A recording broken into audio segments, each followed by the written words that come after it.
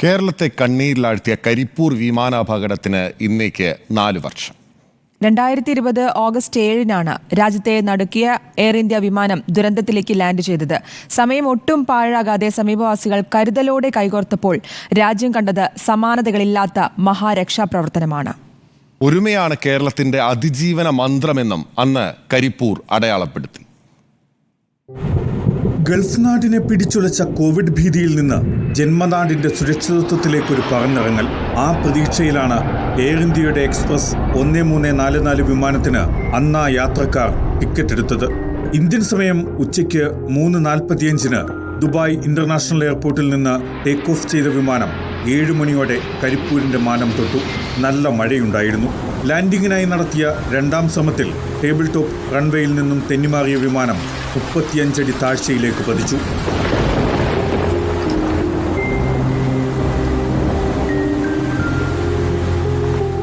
എത്ര പെരുമഴക്കാലം കഴിഞ്ഞാലും പെയ്തു തീരാത്ത ഓർമ്മകളാണത്. വിമാനം വെട്ടിപ്പൊളിച്ച് ഓരോ ജീവനെയും ചേർത്തുപിടിച്ച് ഓടിയ ഒരു സംഘം. സ്വന്തം വാഹനങ്ങളെ ആംബുലൻസുകളാക്കി മറുസംഘം. ആ വാഹനങ്ങൾക്ക് വഴിയൊരുക്കാൻ റോഡിനിരുവശവും കൈകോർത്തു നിന്നവർ. ആശുപത്രികളിലും എന്ത് സഹായത്തിനുമായി ഓടിക്കൂടിയ കുറേയേറെ മനുഷ്യർ. ഒറ്റപ്പെട്ടുപോയ കുഞ്ഞുങ്ങളെ നെഞ്ചോട് ചേർത്ത് ആശ്വസിപ്പിച്ചു.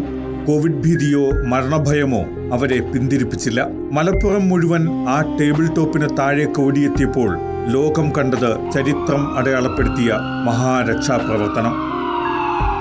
അപകടത്തിന് കാരണമായത് പൈലറ്റിന്റെ പിഴവാണെന്നാണ് എയർക്രാഫ്റ്റ് ആക്സിഡന്റ് ഇൻവെസ്റ്റിഗേഷൻ ബ്യൂറോയുടെ കണ്ടെത്തൽ. 2 പൈലറ്റുമാരും 19 യാത്രക്കാരുമടക്കം 21 പേരുടെ ജീവനുകളാണ് കരിപ്പൂരിൽ പൊലിഞ്ഞത്.